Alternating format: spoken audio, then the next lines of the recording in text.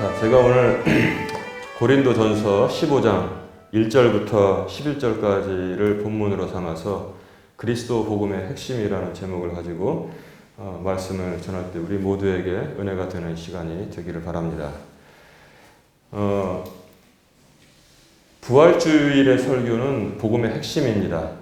우리가 다 이제 금년에 저도 이제 60을 넘겼지만 7순이 두 분 있고 8순이 두 분 있다고 제가 광고에 말씀드렸잖아요. 근데 우리가 믿음에 굳게 서 있다 할지라도 우리가 연약한 또 믿음을 가지고 있고 또 육신을 가지고 있기 때문에 노년에 찾아오는 죽음에 대한 염려를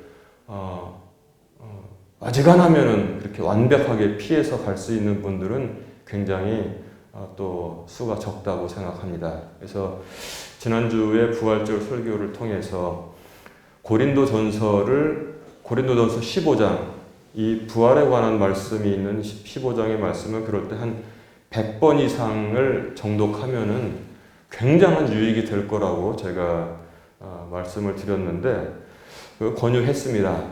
그래서 가만히 생각해 보니까 그렇지, 고린도전서 15장을 한 100번 정도 읽으면은 짱짱하게 우리의 믿음이 온전하게 서겠구나라는 생각을 했는데, 기왕에 그렇다면은 고린도전서 15장을 정리해서 4월 내내 순차적으로 설교를 해 나가면은 단순한 권유하는 것보다도 유익함이 클 것이라고 생각을 해서 제가 고린도전서 15장 1절부터 15절까지를 오늘 본문으로 삼아서 전하고, 다음 주에는 또 그 뒤에 또 계속해서 고린도전서 15장에서 4월달 내내 전할 생각을 했습니다. 그래서 여러분 그래도 이제 예배 시간에 들은 설교 말씀을 잘 정리해서 소가 뭐 합니까? 그 풀을 뜯어 먹었으면 이렇게 앉아서 편안한 데서 되새김질을 하잖아요. 되새김하면서 이 고린도전서 15장을 쭉 읽으시면은 많은 유익이 될 거라고 저는 생각을 합니다. 고린도전서 15장 뿐만 아니라 그 앞에 있는 그 말씀들을 보면은 어떠한 내용을 담고 있는지 제가 그 배경 설명을 같이 할 수 있도록 하겠습니다. 맨 처음에 바울은 고린도 교회 편지를 쓰면서 고린도 교회는 바울하고 굉장히 그 특이한, 뗄래야 뗄 수 없는 그러한 관계를 가지고 있죠. 바울은 고린도 교회의 설립 목사입니다. 설립 목회자예요. 바울이 고린도 교회를 세웠습니다. 어떤 2대, 3대 목사가 아니라 고린도 교회를 설립한 목사였었고, 그 당시 고린도 교회의 성도들은 뭐냐면 바울과 더불어서 고린도 교회를 같이 설립한 그런 그 성도들이었습니다. 그러니까 우리가 지금 이렇게 생각하면은 우리 교회의 위치하고 딱 맞아요. 저는 이 교회에 물론 성령께서 하셨지만 이 교회의 설립 목사이고, 여러분들은 뭐냐면 이 교회의 설립 성도들입니다. 그래서 우리가 지금 힘을 합쳐서 교회의 어려운 점들을 지금 이겨나가면서 또 방향을 잡고 나가고 기도하고 있잖아요. 그래서 우리가 계속 기도하고 하나님 저 땅을 주시옵소서 하는 것도 설립 목사와 설립 성도들이기 때문에 가능한 것입니다. 그래서 바울에 관한 말씀을 준비하면서 우리 교회의 생각이 좀 나기도 했습니다. 그런데 바울이 고린도 교회를 설립을 했는데 거기서 바울의 권위에 대해서 조금 의심을 하는 사람들이 있었나 봐요. 그래서 예수님의 12제자 중에 한 사람은 아니었다라고 이제 뭐라고 뒤에서 우리말로 하면 이제 수근수근 한다고 하잖아요. 그런 사람들이 있었나 봅니다. 그래서 바울은 자신의 사도적인 권위에 대해서 오늘 본문에도 살짝 드러나지만 고린도전서 1장과 4장에 바울의 사도적 권위, 나는 권위가 있는 사람이다, 사도 중에 한 사람이다, 이렇게 말하고 있고, 그 다음에 3장과 4장에는 무엇을 바울이 경고하고 있냐면 교회 안에 파당 짓는 자들에 대해서 그러면 안 된다, 이렇게 경고하고 있습니다. 이상해요. 예루살렘 교회에도 헬라파, 유대파 이렇게 있었는데 바울이 설립한 이 고린도 교회도 아마 파당 짓는 사람들이 있었나 봐요. 거기서 아볼로파, 그리스도파, 바울파 이렇게 있었던 모양인데, 지금 현대 교회에서도 그런 그 특징들을 그 좋지 않은 걸 버리지 못하고 가고 있는 모습을 볼 때 참 사람들의 굴레가 아닌가 그런 생각이 듭니다. 파당지면 안 된다. 구석에서 쑥은쑥은 하지 말아라. 그것에 대해서 바울이 많이 질책을 했어요. 그 다음에 5장에는 음행죄를 범하면 안 된다 이렇게 경고하고 있습니다. 심지어는 이방인들에게도 없는 그런 사례가 있었나 봐요. 그래서 그리스 로마 신화에는 그 오이디푸스라는 사람이 있었어요. 오이디푸스는 나중에 누구하고 결혼하게 됐습니까? 자기 친어머니하고 결혼하게 됐어요. 그러니까 이게 운명이, 그래서 오이디푸스는 나중에 모르고 그랬는데 전쟁에서 이겨가지고. 나중에 이제 그걸 이제 너무나 기가 막혀가지고 자기 눈을 스스로 뽑아버리고 그냥 어디로 흘러갔다는 아주 슬픈 저희가 있는데, 그게 어떤 영화 주제로도 많이 사용된 경우가 있습니다. 근데 여기서 이제 고린도 교회의 성도가 저지른 잘못은 뭐냐면 그건 아니고, 이제 그 당시 첩들이 많았잖아요. 어떻게 된 게 이제 그 부친의 첩하고 이제 결혼한 사람이 있었나 봐요. 그래서 오이디푸스 컴플렉스 같은 그런 어마어마한 적은 아니지만 그것에 대해서 바울이 굉장히 신랄하게 꾸짖었던 내용이 있고, 그 다음에 우상 숭배를 멀리하여라 같이 말하고 있습니다. 그 다음에 6장에는 교인들 사이에 다툼이 일어날 때는 교회 안에서 좀 지혜롭고 정직하고 아주 어른이 불편부당한 분이 딱 그걸 해결할 수 있도록 하고 송사하지 말아라 그렇게 이제 경고를 했고요. 그 다음에 7장에 가면 결혼 원칙에 대해서 남편은 아내를 그렇게 죽기까지 보호하고, 또 그리고 아내는 남편을 그리스도의 몸, 교회가 머리 대신 그리스도를 섬기는 것처럼 섬겨라. 그리고 이제 서로 각자 주장을 하지 말고 남편의 몸은 아내의 것이고 아내의 몸은 남편의 것이다. 이렇게 해서 잘 이렇게 조화롭게 살아야 된다는 것을 얘기했고, 그 다음에 8장에서부터 10장은 우상에게 바친 음식 문제에 대해서 바울이 명쾌하게 정리를 해 주었습니다. 그 당시 그리스 문화니까 아마 이게 도축을 할 때는 어떤 우상 앞에서 도축을 했던 모양입니다. 어떤 예식을 치르고, 그러니까 이제 우상에 바쳐진 제물이 되잖아요. 그래서 고기 먹는데 이거 먹어야 되냐 말아야 되냐, 그거에 대해서 이제 많이 바울이 정리를 해줬어요. 이 문제 별거 아닌 것 같죠. 근데 이 문제가 제 기억에도 저희 어렸을 때 있었어요. 우리 화곡동에는 제가 초등학교 다닐 때 집들을 많이 졌습니다. 집.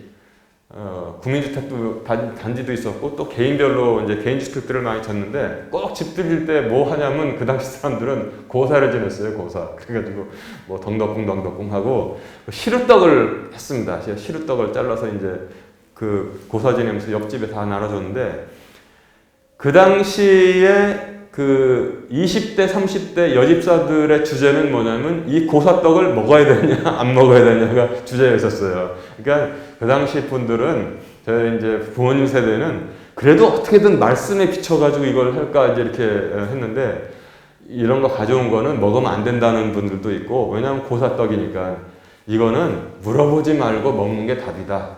왜냐하면 바울이 여기서 정리를 해줬어요. 누가 우상에 바친 음식을 갖고 오거든 묻지 말고 먹으라고 했습니다. 그게 정답이라고 했어요. 우리도 이렇게 편 가르지 말고 묻지 말고 먹어라.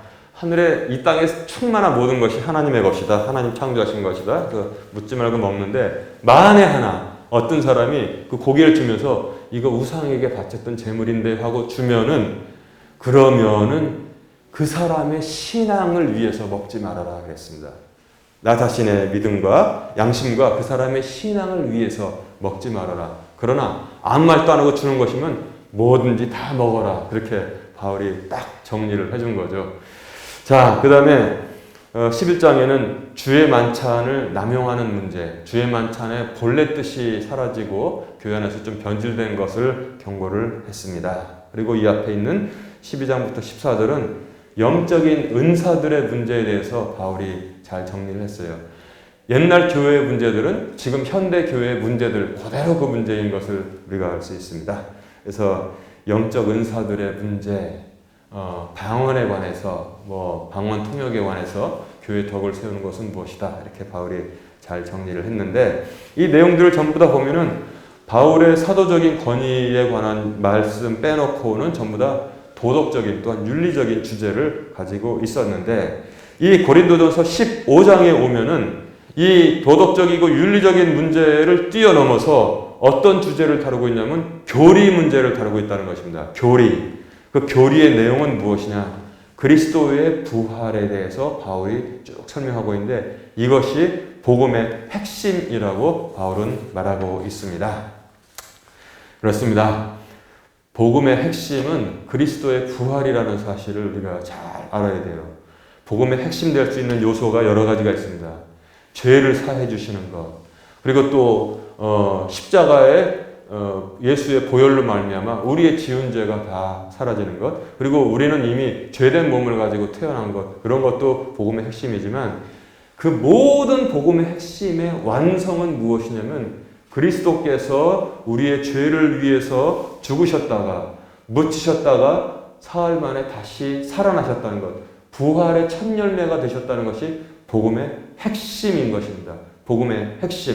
그래서 우리가 예수 믿으면 우리가 죄 사함을 받고 그로 말미암아 우리가 죽지 아니하고 죽어도 부활한다는 것이 복음의 핵심이라는 사실을 여러분 꼭 기억하시기 바라요.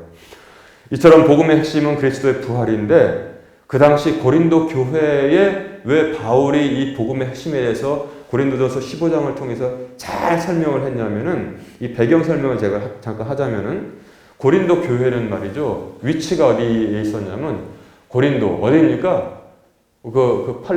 이스라엘 땅에 고린도라는 도시가 있었어요? 없죠. 그리스의 정중앙에 있어서 그리스 북부와 남부를 나누는 그 정중앙에 아주 요충지였습니다. 그리고 굉장히 교통이 번성하고 상업이 번성한 그런 화려한 도시가 바로 고린도였습니다. 그래서 이제 지금으로 치면은 아마 미국의 상업도시 최고가 어디입니까? 뉴욕이잖아요. 그러니까 뉴욕에 해당할 수 있는 그런 도시가 고린도였습니다. 고린도에다 바울이 교회를 개척했는데, 그러니까 교인들이 어떠한 사람들로 구성되어 있어요? 첫 번째는 유대인들이 고린도 교회의 성도들로 있었고, 두 번째는 뭐냐면 거기 현지 사람들 있잖아요. 그리스 사람들도 고린도 교회의 교인들이었습니다. 그러니까 고린도 교회는 유대인들도 있었고 그리스 사람들도 있었습니다.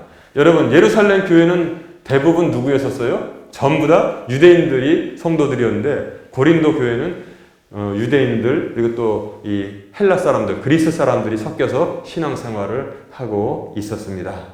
그러니까 지금 우리가 이민교회에 보면은 제가 이제 이민교회 경험을 해봤죠. 좀 독일에 있는 그 이민교회도 봤고 미국에 있는 이민교회도 봤는데 꼭 보면은 대부분 한국 사람들이고 독일에 있는 이민교회도 독일 사람하고 결혼한 사람들 때문에 독일 사람들이 몇 명 나와요. 그리고 또 이제 그들 사이에서 태어난 그런 아이들이 또 있고, 그래서 이제 한국어로 설교하고 또 이제 독일어 동시 통역할 수 있는 뭐 유학생들이나 뭐 현지인들이 독일어 통역을 하고 이제 독일 사람들은 이제 이어폰을 끼고 설교를 듣습니다. 미국에 가봤더니 미국도 마찬가지예요. 한인교회 가도 한국 사람이 있고, 그 다음에 또 거기서 뭐 살다 보면 미국 사람들하고 결혼하잖아요? 또 미국 사람들이 있고, 그 사이에 태어난 자녀들이 나옵니다. 고린도 교회가 딱 그랬단 말이에요. 그래서 유대인들이 있고, 그 다음에 그리스 사람들이 나오고, 그래서 유대인들도 생각을 가지고 있고, 그리스 사람들도 생각을 가지고 있었습니다. 어떤 생각을 가지고 있었냐? 유대인들은 구약을 잘 이해하고 있었어요. 그래서 유대인들은 선 이해가 뭐냐면, 구약적인 생각에 복음이 딱 접목된 생각을 가지고 앉아 있었고, 그리스인들은 뭐냐면 그리스 철학적인 배경을 가지고 있었고 거기에 또 복음이 딱 연결된 사람들이 딱 있었습니다. 그러니까 이 아주 설교하기가 굉장히 쉬운 건 아니죠. 그래서 그리스 사람들은 어떠한 철학적인 이해를 하고 있었냐면 바로 플라톤 철학을 이해하고 있었습니다.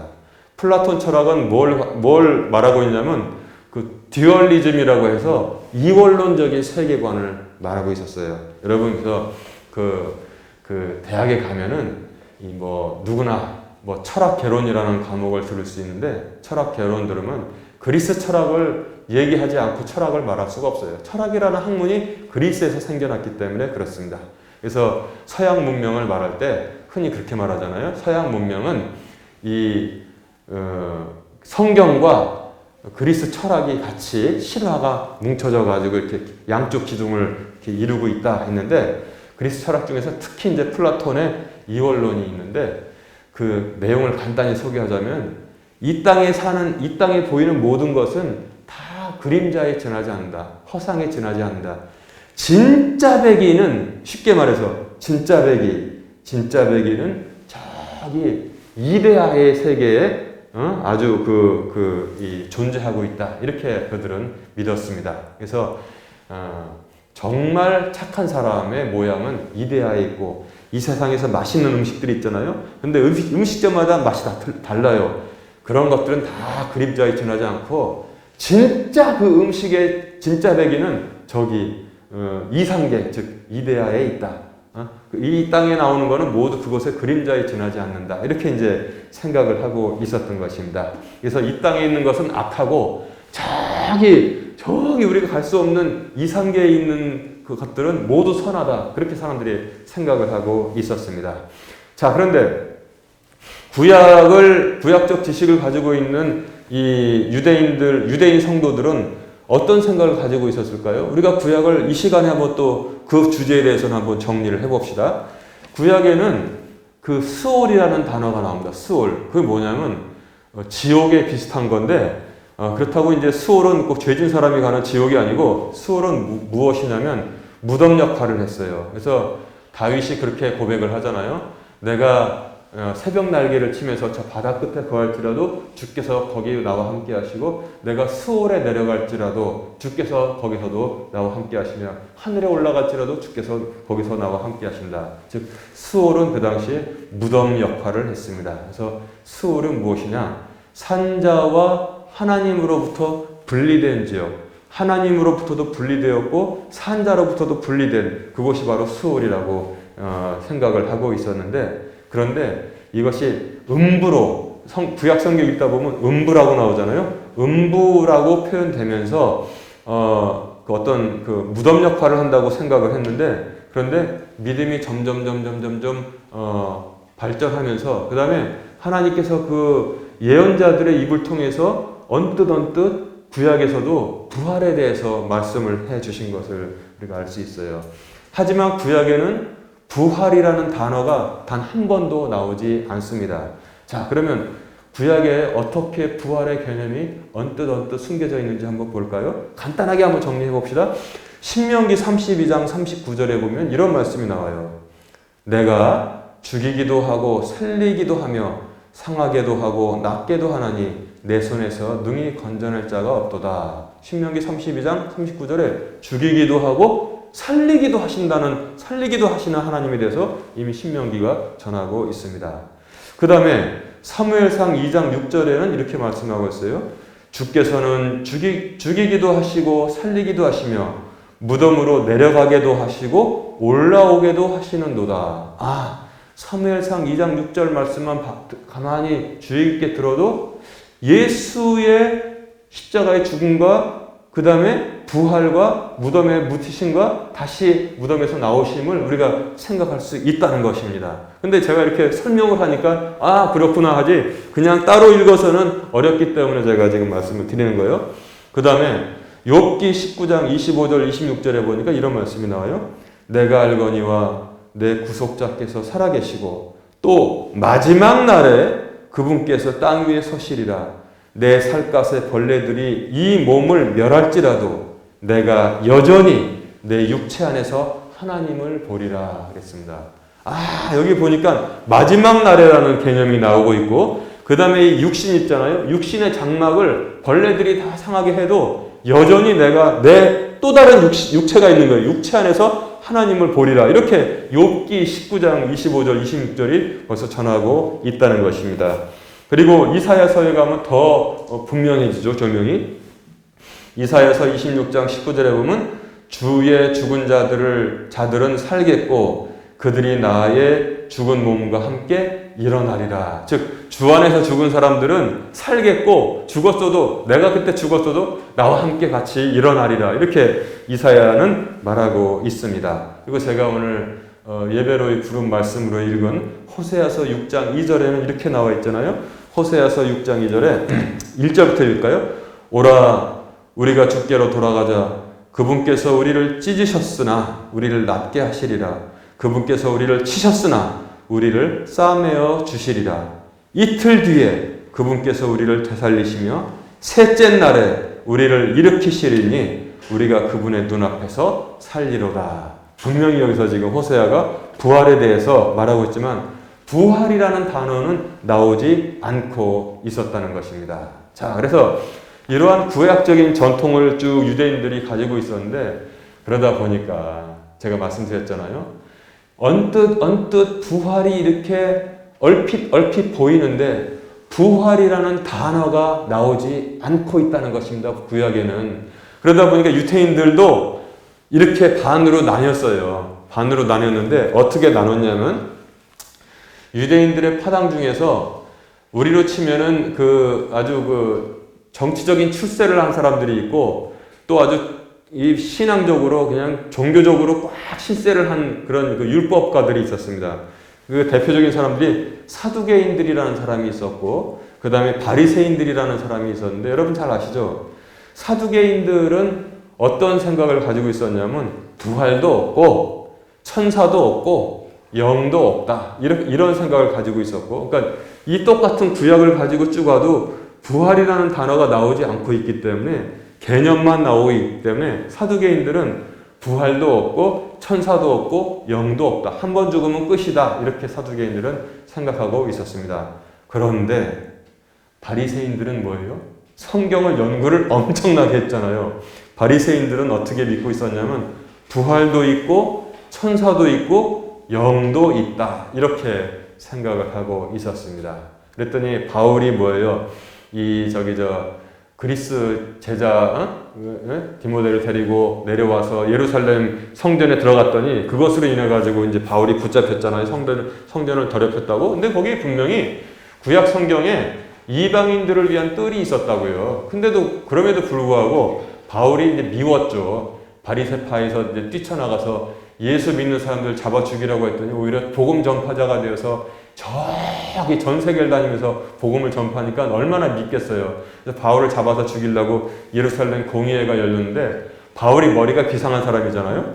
딱 보니까 왁자지껄 떠드는 사람들을 보니까 반은 바리새인이고 반은 사두개인이라는 사실을 바울이 딱 알았습니다. 그랬더니 바울이 거기서 저들 사이에 싸움이 일어나게 하면 되겠구나 해서 소리를 질렀습니다. 뭐라고 질렀어요? 내가 죽은 자의 부활을 믿는 것 때문에 지금 여기 서 있습니다, 여러분. 했더니 뭐예요?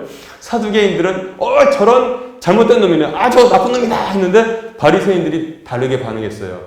사도행전 23장 6절에 보면 그 내용이 나오는데 바리새인들은 아니다. 이제 봤더니 이 사람은 죄가 없다. 풀어줘라. 이렇게 이제 자기들끼리 이제 싸움이 일어났는데 제가 이 말씀을 왜 드리냐면 고린도 교회에는 유대인들이 있었고 또 헬라인들, 그리스 사람들이 있었는데 유대인들은 구약의 전통을 잘 알고 있었고 헬라 사람들은 그리스 철학의 전통을 잘 알고 있었는데 각각 거기 위에 복음이 접속된 거란 말입니다.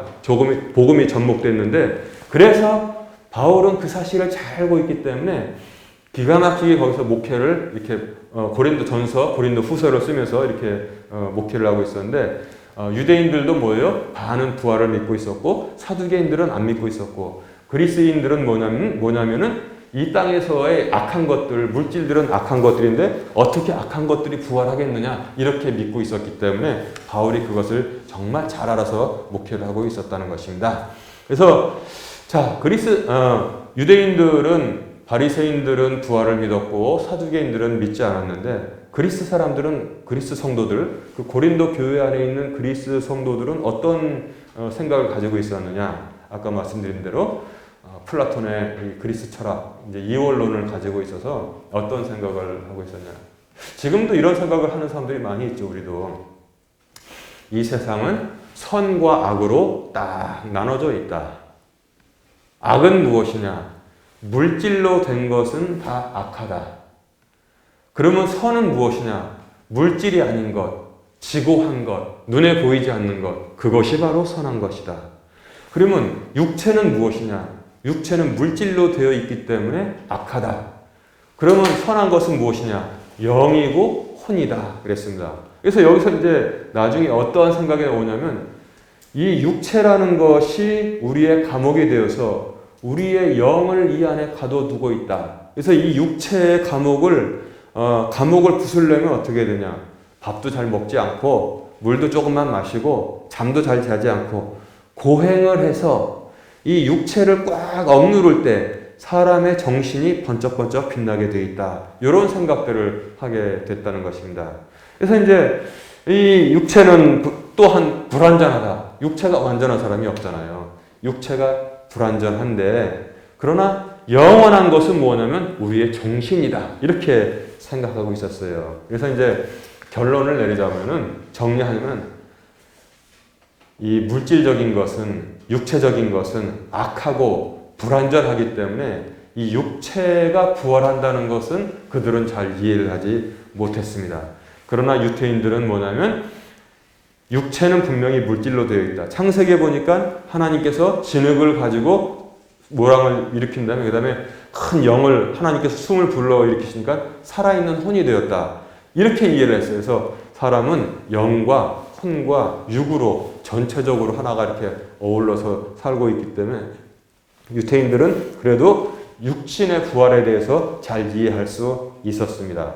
그런데 그런 유태인 성도들 또 그리고 뭐예요? 그리스 성도들에게 각각 다른 사상적인 신앙적인 배경을 가지고 있는 사람들에게 바울은 정리를 딱 해주었습니다. 우리의 몸은 나팔 불 때 마지막 날에 하나님께서 정하신 때 나팔 불 때 썩어질 몸이 아니라 지금 우리가 가지고 있는 이 몸이 있잖아요. 이 썩어질 몸이 아니라 썩지 아니할 것으로 또 지금 몸이 영화롭습니까? 잘생긴 사람도 있고 그렇지 않은 사람도 있고 아픈 사람도 있고 건강한 사람도 있고 또 건강하다고 해도 어딘가 좀 아픈 사람이 있고 영화롭지 아니한 지금의 모습이 아니라 영화로운 모습으로 지금은 우리가 약하잖아요. 약한 모습이 아니라 아주 강한 모습으로 그리고 지금 우리가 갖고 있는 흙의 육체가 아니라 영의 육체로 다시 하나님께서 되살리실 거라는 것이 복음의 핵심이라고 전하고 있습니다. 왜냐하면 몸이 달라진다는 거예요. 여기서 우리가 주의하면은 뭐냐면 그 나중에 다시 우리가 몸이 다시 사는데 지금의 몸이 아니라는 사실을 우리가 알 수 있습니다. 그리스 사람들은 몸이 다시 사는 것을 잘 이해하지 못했어요. 그래서 정신의 부활이다. 정신만 말했습니다. 즉 뭐냐면 유령처럼 부활하는 것을 생각했을 텐데 그래서 나중에 어떠한 이단까지 나타났냐면 도케티즘이라고 했어요. 도케티즘. 예수님께서 어떻게 이 세상에 이 악한 물질로 되어 있는 육신을 입고 오실 수 있느냐? 그건 말이 안 된다. 예수님이 육신을 입고 온 것처럼 우리 눈에 보였을 뿐이다. 십자가에서도 아픈 고통을 당하지 않으셨다. 왜냐? 어떻게 하나님의 아들이 아픈 고통을 당할 수 있느냐? 육신을 갖고 있지 않았기 때문에 아프지도 않았다. 근데 왜 고통을 당한 것처럼이냐? 우리의 믿음을 위해서 아주 지독한 고통을 당하시는 것처럼 연기를 했다는 우리가 지금 보면은 말도 안 되는 그러한 이단들이 그리스 신학의 어떤 배경을 철학의 배경을 가지고 나타났던 것입니다. 그러나 바울은 정리해 주기를 뭐냐면 너는 흙이니 분명히 창세기에 흙으로 돌아갈지니라 하나님께서 말씀하셨단 말이에요. 이 몸으로 부활하지 않는다는 사실을 바울은 분명히 성경을 통해서 알려주셨습니다. 예수님께서 부활하신 다음에 육신이 부활했습니까? 안 했습니까? 육신이 부활했어요. 그래서 도마가 믿지 못하니까 너 이리 와서 나의 못자국과 이 옆구리에 창자국에 손을 넣어봐라 그랬습니다. 그랬더니 도마가 주여 주는 하나님의 아들이십니다. 도마야 너는 보아서 믿느냐? 보지 않고 믿는 자는 더 복되도다 그랬습니다. 그리고 예수님께서 어디 가셨어요? 제자들이 고기 잡는 데 가셨단 말이에요. 그래서 뭐라고 말씀하셨습니까? 시작하니까 너희가 지금 잡은 고기가 좀 있느냐 해서 고기를 같이 숯불에다 떡이랑 같이 구워서 같이 제자들과 나누셨던 것을 볼 수 있습니다. 그래서 우리가 그렇구나. 이제 하나님께서 나팔 불 때 우리를 부활시키실 때는 뭐냐면 썩어지는 이 지금 몸 있잖아요. 우리의 지금 몸은 나이가 다 다르고 약하고 이거 마음에 안 들잖아요. 가장 아름다운 새 몸을 주신다는 것입니다. 이 세상의 것이 아닌 완전한 몸을 하나님께서 우리에게 주시고 지금 우리의 몸이 영화롭습니까? 영화롭지 않죠. 머리도 쉬고 그냥 다 그렇죠. 근데 영화로운 몸으로. 그리고 지금 우리의 몸은 약하잖아요. 저도 지금 뭐 정기적으로 병원을 왔다 갔다. 약하지 않고 강한 것으로. 그리고 흙으로 만든 것이 아닌 하나님께서 새로 지으신 새 하늘과 새 땅에 맞는 그러한 육신을 우리에게 주시는데, 그때는 모두가 가장 아름다운 그런 영화로운 모습으로 우리의 육신을 하나님께서 선물해 주신다고 지금 말씀하고 있는 것입니다. 그래서 바울은 고린도 전서 15장 1절부터 11절, 오늘 제가 본문으로 삼은 이 부분에서는, 이 말씀에서는 그리스도의 몸의 부활에 대해서 말씀하고 있고, 그 다음에 다음 주에 제가 말씀을 전할 12절 이하에서는 마지막 날에 우리 모두 부활한다는 내용을 이렇게 우리에게 고린도 교회 성도들을 통해서 우리에게 전파하고 있습니다. 여러분, 이처럼 부활은 사람이 받을 수 있는 가장 큰 선물인 것입니다.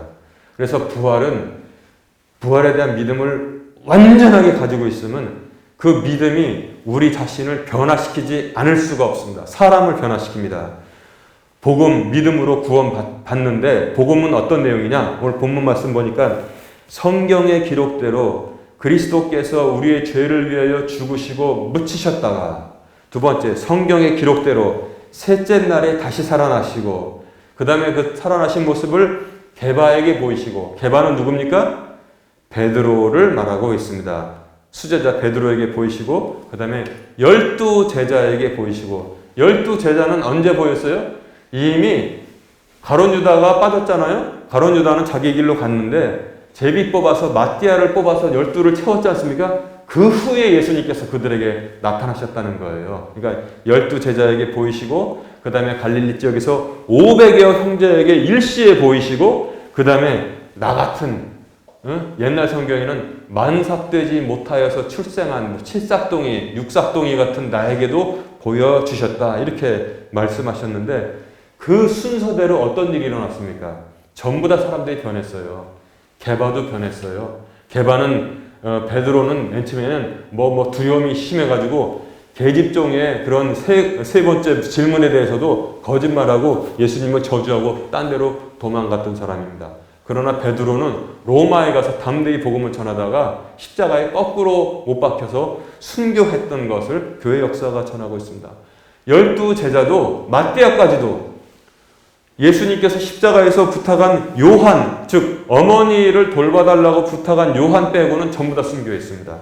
그리고 어떻게 했어요? 500의 형제들도 지금 전부 다 나가서 어떻게 했습니까? 예수님의 말씀을 전하다가 고난을 당한 사람도 있고 순교한 사람도 있고, 그 다음에 바울도 어떻게 됐어요? 바울도 순교했어요. 바울도 너무나 죽음에 대한 두려움이 없어졌기 때문에 기쁜 마음으로 로마까지 가가지고 거기서 순교했던 것을 역사가 이제 그것도 전하고 있어요. 그 다음에 이래서 부활신앙의 힘과 능력은 사람을 완전하게 변화시켜 주시는데, 죽음을 두려워해서 울던 자가 담대한 사람으로 변하고 있는 것입니다. 우리 교단에 저기 강원도 춘천 우두동에 있는 교회 이름 사랑의 교회인가 사랑의 침례교회 같은 그 교회에 있는데, 거기 재밌는 저기가 있어요. 그 교회는 그 목사님이 오로지 부활신앙만 전하는 거예요. 오로지 부활신앙. 그러니까 이제 젊은 사람들, 나이 든 사람들 다 교회로 다 몰려서 은혜롭게 신앙생활 합니다. 그런데 불치병에 걸린 젊은 부부가 이제 왔어요. 부인은 젊은 이제 그 아내죠. 신앙생활을 쭉 하고 있었는데 남편이 그렇게 신앙생활을 안 하다가 남편을 전도해서 이제 자기가 아파서 죽게 됐으니까 교회에 나온 거죠. 그런데 하나님께서 그 병을 고쳐주시지는 않았습니다. 근데 그 남편이 복음을 받아들이고 완전하게 변화가 되었습니다. 그래서 이제 그러나 그 부인은 오래전부터 신앙생활을 하고 있었어도 남편이 이제 계속 아프고 이제 죽어가니까 이제 맨날 눈물을 흘리는 거죠. 그랬더니 남편이 그 아내에게 그렇게 말을 했답니다. 여보, 당신은 왜 부활하신 예수님을 보지 않고 아파서 죽어가는 나만 보고 울고 있는 거요? 나는 지금 부활신앙으로 완전하게 새 사람이 되었는데 아무런 두려움이 없어. 그러니까 당신도 나를 바라보지 말고 부활하신 예수님을 바라보세요. 남편이 그 말을 했다는 거예요. 여러분 어떻습니까? 신앙이, 즉 부활의 신앙이 사람을 이렇게 완전하게 변화시켜주고 있는 능력을 가지고 있는 것입니다. 그렇게 신앙생활 전도를 해도 안 믿던 남편이 교회에 늦게 나왔는데, 그래서 성경에 보면 나중된 자가 먼저 된다고 그랬던 거예요. 그가 비록 하나님께서 병을 고쳐주시는 은혜는 주시지 않았지만 그보다도 훨씬 큰 거, 이 세상의 죽음은 아무것도 아니라는 거, 그리고 우리가 잠드는 것뿐이라는 거, 그리고 하나님께서 다시 깨워주신다는 것, 영화로운 몸으로 다시 깨워주신다는 것을 남편은 확신을 하게 되었습니다. 확실하게 믿게 되었습니다. 그러니까 아내를 위로하면서 타이르는 거예요. 왜 당신은 부활하신 예수님을 보지 않고 병들어서 아파서 죽는 나를 바라보고 우는 거요? 부활하신 예수님을 바라보시오. 교회는 그거를 밝히는 것입니다. 우리도 모두 잠들 때가 있습니다. 그러나 그것은 아무것도 아닙니다. 그래서 제가 아까 그 음악을 같이 들을 때 그게 뭐예요? 장면이? 빈 무덤이에요. 돌을 굴려놨잖아요. 그래서 고린도전서 15장 55절에 바울이 그렇게 말하지 않습니까? 사망아, 너희 쏘는 것이 어디 있느냐? 오 무덤아, 너희 승리가 어디 있느냐? 그러지 않습니까? 그래서 제가 말씀을 전하고, 제가 자주 가는 길이 있는데 거기 보면은 양지 바른 곳에 이 무덤을 참 잘 조성을 해놨어요. 그리고 이제 십자가도 돌로 해가지고 크게 이렇게 어떤 잘 믿는 가정에서 그렇게 해놓은 것입니다. 제가 지나가면서 이제 그 말씀이 생각나서 무덤을 볼 때마다 저는 그렇게 말합니다. 오 무덤아, 너희 승리가 어디 있느냐? 응? 오 무덤아, 여러분 한번 해보세요. 여기 무덤이 얼마나 많이 보입니까? 얼마나 많이 보여요. 무덤이 정말인 것 같죠? 무덤이 주님의 자녀들을 잡아놓지 못합니다. 그 무덤에는 지금 아무것도 없다는 겁니다. 지금 다 하나님께서 그들을 이미 잠재운 사람들을 깨워놓으셨습니다. 그래서 오 무덤아, 무덤 볼 때마다 한번 외쳐보세요. 응? 옆에 다른 사람이 있으면 속으로라도 외쳐보세요. 오 무덤아, 너희 승리가 어디 있느냐? 한번 물어보세요.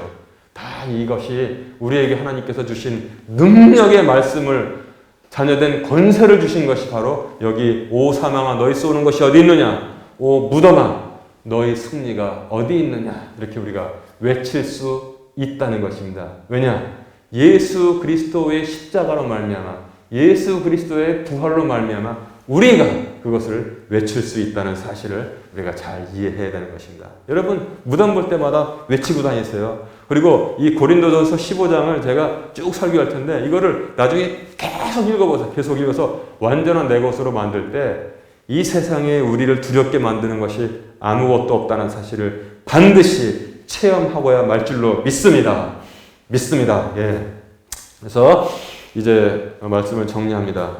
여러분, 복음은 교양이 아닙니다. 교양. 교회 가서 오늘도 좀 좋은 말씀 들어보고 마음도 좀 수양 좀 하고 그런 거 다 집어 던지세요. 점잖게 보이죠? 그것은 아무것도 아닙니다. 수박을 사갖고 와서 수박 껍질을 갖다 혀로 대고서 계속 핥아먹는 사람이 세상에 있겠습니까? 그것은 아무것도 아닙니다. 복음은 교양을 뛰어넘고 수양을 뛰어넘습니다. 세상의 지식을 뛰어넘습니다. 바울이 뭐라고 했습니까? 세상의 초등학문이라고 했습니다. 세상의 초등학문. 여러분, 수학이 아무리 어렵고 물리가 아무리 어렵고 전자공학이 어렵고 법학이 어렵고 경제학이 복잡하고 그것은 바울이 뭐라고 했습니까? 세상의 초등학문이라고 했습니다. 왜 초등학문입니까? 살릴 수 없는 초등학문. 죽은 사람을 살릴 수 없는 초등학문이기 때문에 그렇습니다. 그래서 복음은 부활의 확신, 생명의 실체라는 사실을 성경은 우리에게 능력 있게 전하고 있습니다. 그리고 부활신앙은 믿음의 선진들을 완전하게 변화시켰고 그 뒤를 따라서 우리도 완전하게 변화시킵니다. 그래서 부활신앙이 있는 사람들은 삶의 기쁨이 있어요. 평안함이 있어요. 소망이 있어요. 두려워할 것이 아무것도 없다는 사실을 반드시 체험하고야 마는 것입니다. 이제 노년의 나날들이 이제 지나가지만 그러나 달라요. 우리는 밝고 기쁘고 소망이 있고 또 그리고 하나님께서 맡겨주신 이 창립의 일이 있기 때문에 보람 있게 노년을 살 수 있도록 하나님께서 다 챙겨 주신다는 것입니다. 믿음으로 승리하면서 기쁜 나날을 살아가는 성도들 되시기를 주님의 이름으로 축원합니다.